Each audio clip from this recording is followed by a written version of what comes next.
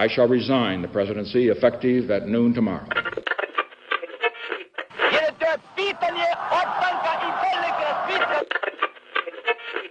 Sejam todos muito bem-vindos a mais um episódio do podcast Mundinho de História. E no episódio dessa semana vou falar com vocês um pouquinho sobre a Guerra do Pacífico, o conflito entre Peru, Bolívia e Chile. Mas, como sempre, eu deixo aqui meu agradecimento à querida Tatá, que financia o podcast, e lembro que você pode fazer o mesmo pelo nosso Apoia-se, que está lá no nosso Instagram. Então, sem mais delongas, vamos passar para o episódio dessa semana.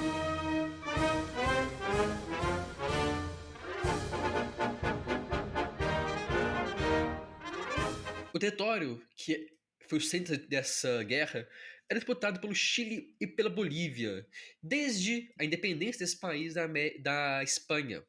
Mas, inicialmente, não foi nenhuma fronteira oficial foi delimitada, o que muda um pouco na década de 1830, quando em 1839, para ser mais exato, descobriram reservas de guano na região. Para quem não sabe, guano é um fertilizante natural que podia ser utilizado inclusive na fabricação de explosivos, tornando ele valioso e, por consequência, o local também valioso. Na década de 1860, a Espanha tentou conquistar alguns desses territórios ricos em Guano, mas foi derrotada por suas antigas colônias. E para garantir a soberania na região, a Bolívia e o Chile finalmente definiram os limites, traçando a fronteira no paralelo 24. E a Bolívia ainda se comprometeu a permitir que aqueles chilenos, aquelas empresas chilenas, que tivessem terras acima do paralelo 24, explorando o fertilizante, poderiam continuar realizando suas operações sem nenhuma interferência do governo boliviano, sem pagar nenhum imposto.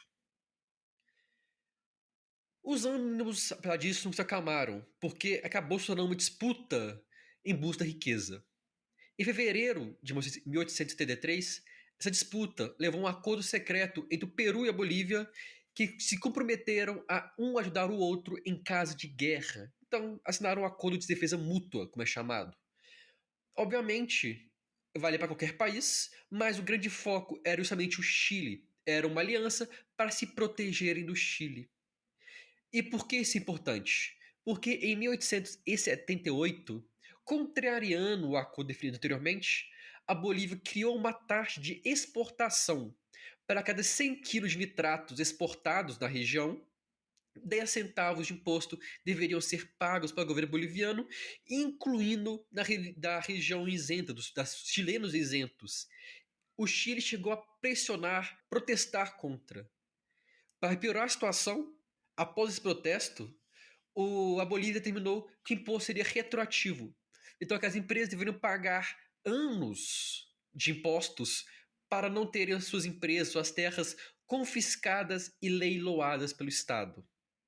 Por fim, a Bolívia acabou por proibir a exploração no local de empresas chilenas tomando suas propriedades. Obviamente, a situação que já era tensa ficou ainda pior com tudo isso. No mesmo dia dessas determinações, a Marinha chilena tomou o porto de Antofagasta, o principal centro de exportação de nitratos para a Bolívia e alguns outros territórios marítimos. Assim, em 18 de março de 1879, a Bolívia declarou guerra oficialmente ao Chile, tomando todas as propriedades chilenas no seu país e convocando o Peru para ajudar. Inicialmente, o Peru não estava tão animado assim de combater, porque tinha um grande movimento anti-guerra no seu território. Mas eles temiam que, caso não honrassem o seu acordo de aliança com a Bolívia, a Bolívia se juntaria ao Chile para tomar territórios do Peru ricos em nitratos. Assim, em 5 de abril, após iniciar a mobilização de suas tropas, o Peru declarou oficialmente guerra ao Chile. Apesar de enfrentar dois países, o Chile tinha uma vantagem: a superioridade naval. Os navios do Peru eram mais velhos, seus marinheiros eram menos treinados e a Bolívia nem mesmo tinha marinha. Enquanto isso, o Chile contava com navios mais modernos, mais poderosos e com militares treinados e experientes. De um lado, o Chile contava com 2.600 soldados treinados no exército, disciplinados e organizados, junto com um plano de mobilização que elevaria esse número para quase 15 mil. Do outro lado, o Peru contava com 10 mil homens no exército, mas a maior parte eram policiais, sem contar, inclusive, com nenhuma artilharia moderna, especialistas ou grandes comandantes. Já a Bolívia contava com 2.200 soldados de infantaria e 54 mil soldados da Guarda Nacional, que era basicamente uma milícia. Você pode estar pensando, nossa, mas tinha muitos soldados, tinha vantagem. Depende. Eles tinham superioridade numérica, mas a maior parte do exército usava mosquetes ultrapassados, a cavalaria usava mula em vez de cavalos, porque não tinham cavalos suficientes, eles tinham apenas 4 metralhadoras e 3 peças de artilharia modernas. Ou seja, na prática, apesar de muitas pessoas na época acreditarem na vitória da aliança Peru-Bolívia, o Chile tinha superioridade em terra e no mar. Inicialmente, o Peru, sabendo da sua inferioridade, decidiu por ataques rápidos para provocar o seu inimigo, evitando o confronto direto enquanto a sua infantaria se preparava para a guerra. Apesar disso, a marinha peruana que realizava os ataques não estava totalmente preparada para a luta. Ao sul, a Bolívia preferiu ficar na defensiva, acreditando que um ataque do Chile na região permitiria o exército boliviano a utilizar o terreno em sua vantagem. Uma das primeiras grandes batalhas foi em 21 de maio, quando 2 navios chilenos que bloqueavam o porto de Iquique foram atacados pela marinha peruana, que, sabendo da sua inferioridade, decidiu utilizar a técnica de chocar um casco do navio contra o outro. Foram 3 tentativas até que o choque permitiu que saltassem para o navio inimigo, o dominando, o que gerou um sucesso na batalha e o fim do cerco. Mas nem tudo foi um mar de rosas. O navio Independência, enquanto estava perseguindo inimigos chilenos, acabou encalhando em pedras, de forma que um dos 2 navios mais poderosos do Peru ficasse sem condições de uso. Apesar desse início conturbado para ambos os lados, o Peru saiu um pouco mais vantajoso, chegando a usar o Ascar, o navio que sobrou, para atacar comboios chilenos que transportavam suprimentos, inclusive soldados. O Chile tinha vantagem naval, mas não conseguia explorar essa vantagem. Tudo mudou com um erro. O presidente peruano tomou decisão ousada e perigosa e arriscada ao determinar que o SCAR fosse usado para fazer incursões ao sul contra equipamentos, tropas chilenas. Qual foi o problema? Enquanto o SCAR e navios menores avançavam, a frota chilena foi dividida em 2 grupos que cercaram as posições peruanas, forçando o navio peruano a recuar, mas era tarde demais. O navio foi capturado. A perda peruana foi um marco, determinada não apenas uma virada na guerra no mar, mas também a determinação, a consolidação da soberania chilena na guerra naval do conflito. Agora, a única coisa que separava a marinha chilena do Peru e da Bolívia eram as poderosas defesas litorâneas peruanas. Em 2 de novembro, quase 5 mil soldados chilenos atacaram Pisagua, ao norte de Iquique, o porto que eu falei agora há pouco, que é defendido por cerca de 1.000 soldados, só que a maioria eram voluntários mal treinados, e 2 armas antinavios. Como eu falei, o Peru contava muito com artilharias antinavios, aquelas artilharias costeiras. Só que essas foram rapidamente destruídas e as tropas conseguiram desembarcar, ganhando e conquistando a região. O ataque aliado tentou ser organizado, porém foi muito mal executado. Primeiro porque as tropas comandadas pelo capitão Daza, que inclusive comandava a Bolívia, decidiram cruzar o deserto sem um mapa e muitos soldados nem mesmo tinham água nos seus cantis e sim vinhos. De forma que após conseguirem cruzar o território, estavam incapazes de lutar. Do outro lado, as tropas do original Buendia sofreram um baque na moral quando souberam que não teriam reforço. Mesmo assim, decidiram atacar, mas foram derrotados pelas defesas chilenas. Em uma situação A situação piora ainda mais quando, durante a confusão de recuarem, os bolivianos confundiram, por conta da cor parecida do uniforme, os seus aliados peruanos com os chilenos e abriram fogo contra os próprios soldados. A batalha foi um fracasso para a aliança Peru-Bolívia, teve uma grande perda humana e tiveram que lidar ainda com deserção de bolivianos, soldados que abandonaram seus postos e partiram para a cidade se recusando a lutar. Assim, Iquique foi oficialmente ocupado pelo Chile, causando grande prejuízo econômico aos seus inimigos, pois era também um dos grandes centros de exportação de produtos e principalmente dos nitratos, que o Chile não teve derrotas. Em Tarapacá, o exército chileno estava convencido que os inimigos estavam desmoralizados e não conseguiriam exercer grande resistência, realizando um ataque, mas foram pegos, desprevenidos por uma névoa avançando dentro do território inimigo, mas o que devia sendo, portanto, atacado de uma forma imensa, de uma forma muito superior pelos peruanos e bolivianos, se consolidando assim uma grande derrota chilena. Para a alegria do Chile, nem tudo estava perdido. Internamente, o Peru se encontrava com problemas. O Congresso não aprovou o aumento de impostos que o governo queria para custear a guerra. E assim, em 17 de dezembro, o presidente Padro partiu para a Europa em busca de financiamento para a construção e compra de navios de guerra.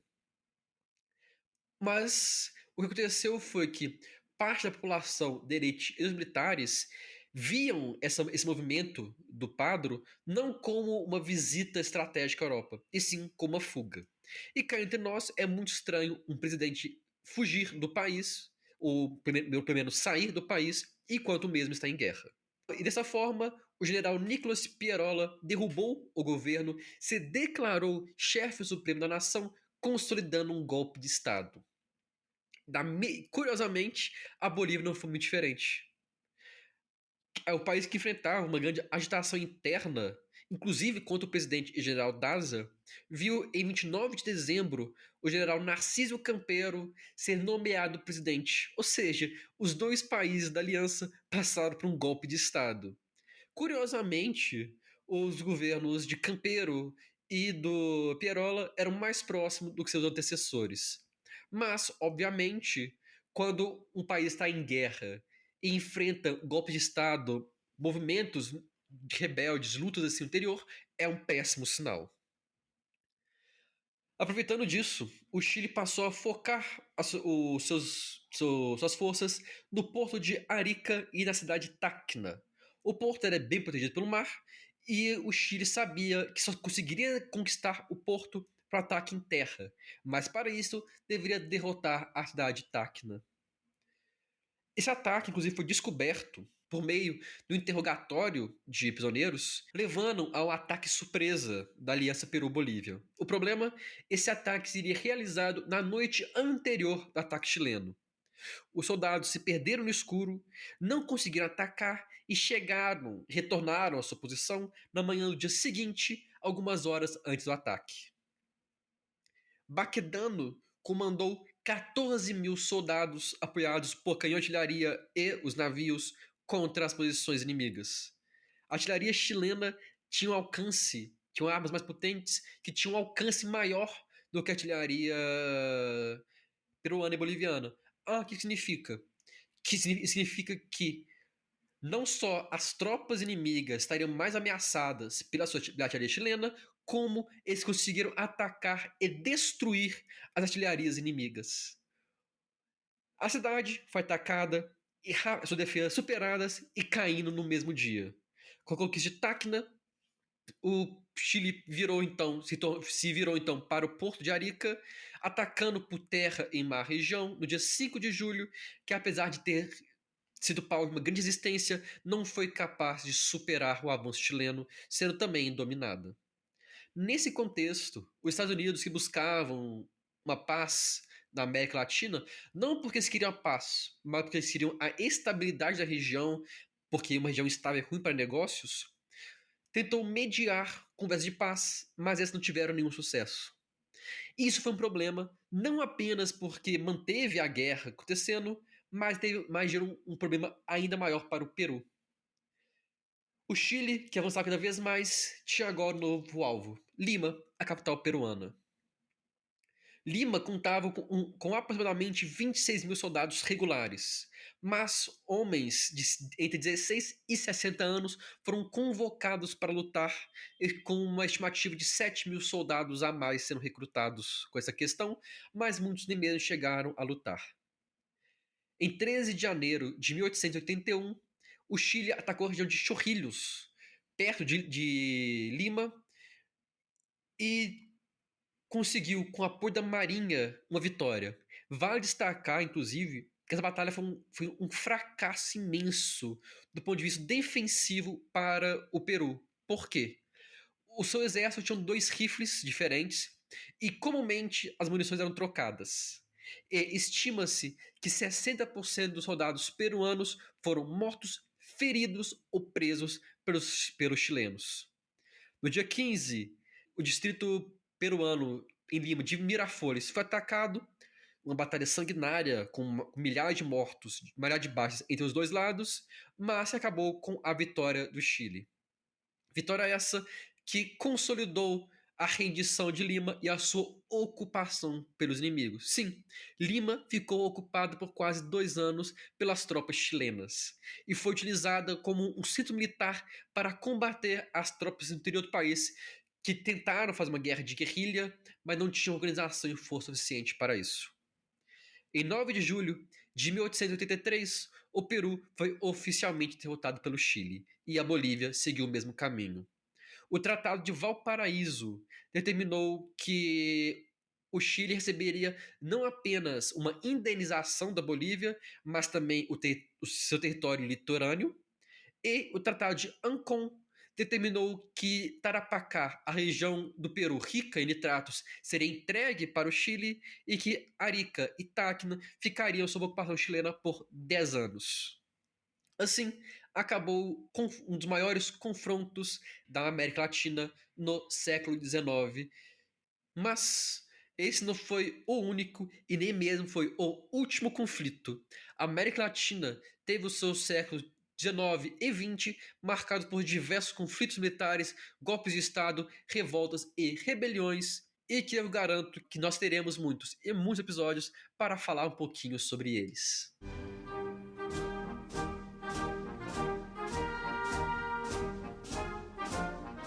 Eu agradeço a todo mundo que escutou. O episódio está aqui.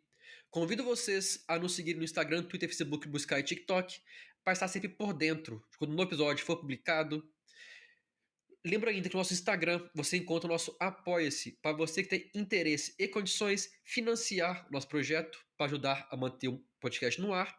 Mas você também pode nos ajudar e muito compartilhando esse e outros episódios os amigos, colegas, familiares, qualquer um que você ache que pode gostar de entender um pouquinho mais sobre o tema da semana ou sobre a história num todo. No mais, espero ter gostado, espero que seja interessante e vejo todos vocês na próxima semana. Um grande abraço e até lá!